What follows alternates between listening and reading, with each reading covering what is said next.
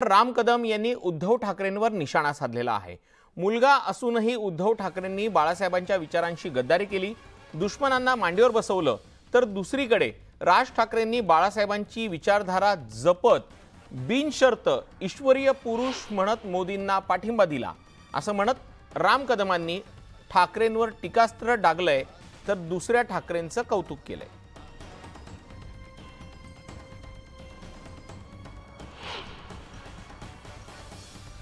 साहेबांचे पुतणे, त्याच कुटुंबातलं रक्त माननीय राजसाहेब ठाकरेंनी बाळासाहेबांच्या हिंदुत्वाच्या विचारधारेवर जात ईश्वरीय पुरुष मोदीजींना बिनशर्त पाठिंबा दिला।